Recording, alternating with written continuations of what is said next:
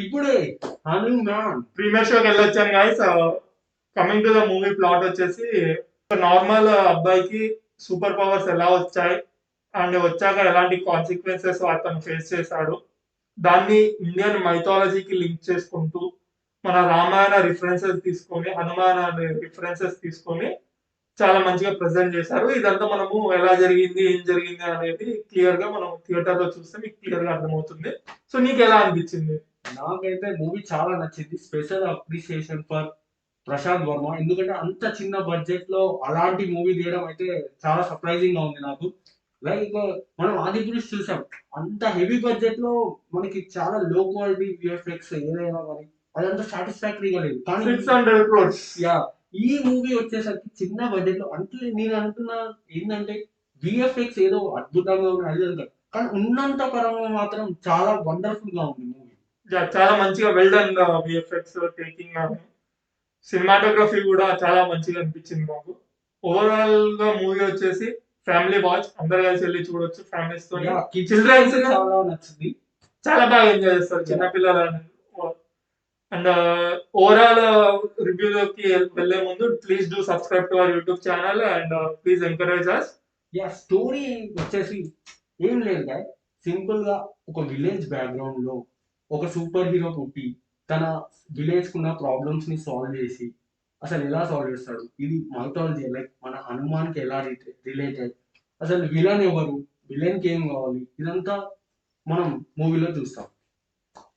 First half వచ్చేసరికి మనకి ఏంటంటే అసలు అన్ని క్యారెక్టర్స్ ఇంట్రడ్యూస్ చేసి ప్రతి క్యారెక్టర్ లో ఉన్న మనకి డెత్ ని చూపించి, లైక్ విలన్ ఏంటి, హీరో ఏంటి, అసలు ఏంటి కాన్సెప్ట్ అనేది అంత రివీల్ చేయరు. జస్ట్ ఇంట్రడక్షన్ పార్ట్ మాత్రమే ఉంటుంది ప్రతి వాళ్ళు. కామెడీ అనేది చాలా వర్కౌట్ అయిందని చెప్పుకోవచ్చు. గెటప్ శ్రీను గారి పర్ఫార్మెన్స్ అనేది వేరే లెవెల్, చాలా మంచిగా యూటిలైజ్ చేసుకున్నారు. అతని యొక్క క్యాలిబర్ ని ఈ సినిమాలో చాలా బాగా యూటిలైజ్ చేసుకున్నారు అని చెప్పుకోవచ్చు మనం ఇందులో. అండ్ దెన్ సెకండ్ హాఫ్ వచ్చేసరికి కొన్ని కొన్ని దగ్గర కొంచెం ల్యాగ్ చేసుకున్నట్టు, డ్రాగ్ చేసినట్టు అనిపించింది. క్లైమాక్స్ కి కొంచెం ఎర్లీగా తీసుకెళ్లొచ్చు, బట్ ఫ్యూ సీన్స్ యాడ్ చేసుకుంటూ కొంచెం సెంటిమెంట్ సీన్స్ అలా చేసుకుంటూ కొంచెం క్లైమాక్స్ ని బిల్డప్ చేశారు. కొంచెం లాగ్ అయినట్టు అనిపిస్తుంది సెకండ్ హాఫ్ లో. అంత కామెడీ కూడా ఏముండదు సెకండ్ హాఫ్ లో. ఓకే, ఎట్ ద ఎండ్ వచ్చేసరికి లాస్ట్ 30 minutes క్లైమాక్స్ పోర్షన్ వచ్చేసి గూస్ బంప్స్ వస్తాయి. నార్మల్ గా మైథాలజీని రామాయణాన్ని దాని అందరూ లైక్ చేసేవాళ్ళు చాలా రిలేట్ చేసుకుంటారు, చాలా హై మూమెంట్స్ వస్తాయి.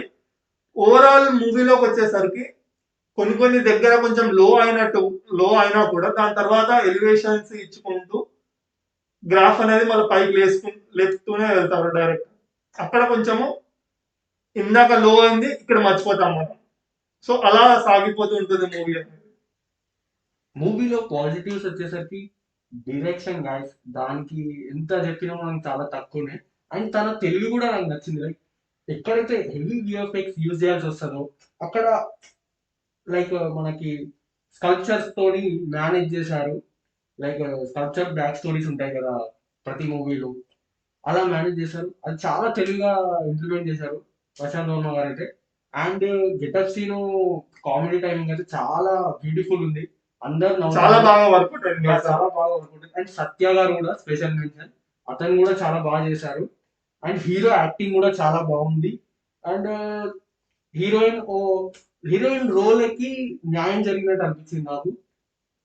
పెద్ద ఎక్కువ ఇంపార్టెన్స్ లేకున్నా కూడా ఓకే గా ఉంటుంది.